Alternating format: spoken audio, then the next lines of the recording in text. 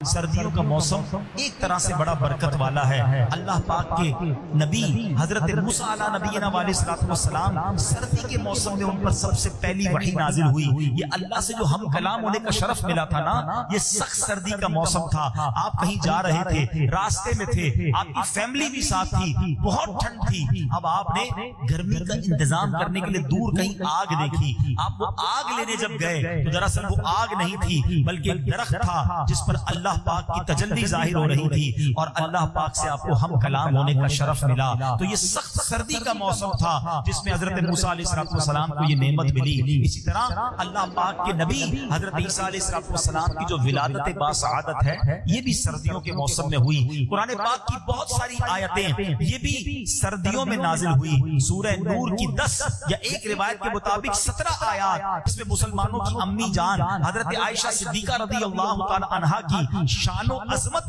اور آپ کی عزت و پاک دامنی کا بیان ہوا۔ یہ آیات بھی سردیوں میں نازل ہوئی۔ غزوہ احزاب جسے غزوہ خندق کہا جاتا ہے، میں اللہ سے دعا کرتا ہوں اللہ آپ کو جلدی جلدی مدینے کی حاضری عطا فرمائے۔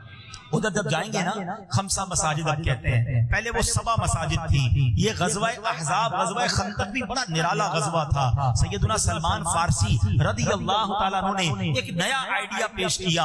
آج تک کبھی یہ آئیڈیا، یہ اسٹریٹجی نہیں اپنائی گئی تھی۔ انہوں نے کہا حضور کیا ایسا نہیں ہو سکتا، ہم خندق کھود لیتے ہیں، دشمن ہم تک پہنچ ہی نہیں سکے گا، پیچھے پہاڑ ہوگا، آگے خندق ہوگی، اس میں آگ لگا دیں گے۔ آئیڈیا بڑا پسند آیا، مگر ایسا تو تھا نہیں کہ کانٹریکٹ دے دیا جاتا، مزدور آتے، مشینیں لگتی اور خندق کھد جاتی۔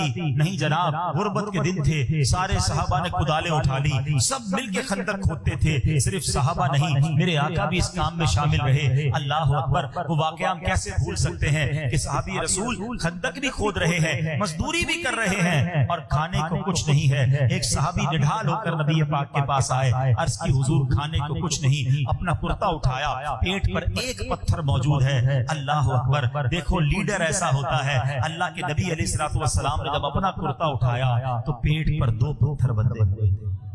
بھوک میں، فاقوں میں انہوں نے اسلام کی خدمتیں کی ہیں، جانیں پیش کی ہیں۔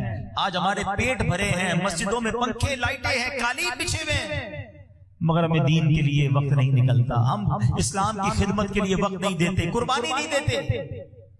اب کیا ہوا؟ کئی دنوں تک یہ محاصرہ رہا، کافر ادھر ہیں، مسلمان اندر ہیں، مگر وہ جانے کے لیے تیار نہیں ہو رہے۔ انہوں نے کہا کبھی تو آگ بجھے گی، کبھی تو موقع ملے گا، یہ بھوکے پیاسے رہیں گے، ہم ان پر قبضہ کر لیں گے۔ مگر پھر کیا ہوا؟ اللہ نے سخت سردی کی راتیں تھیں، ایسی مدد بھیجی، ایک ایسی آندھی آئی جو ان کے خیموں کو اڑا کے لے گئی، ان کے برتن اڑا کے لے گئی، ان کے پیر جمنا مشکل ہو گئے۔ سرد رات ہو اور ٹھنڈی ہواؤں کی آندھی آ جائے تو وہ تہس نہس کر کے رکھ دیتی ہے۔ بہرحال وہ سارے کے سارے دشمنان خدا و مصطفیٰ اپنا سامان سمیٹ کر بھاگ گئے اور اللہ نے مسلمانوں کی حفاظت فرمائی۔ تو یہ عظیم واقعہ جو ہے یہ بھی سخت سردی میں آیا۔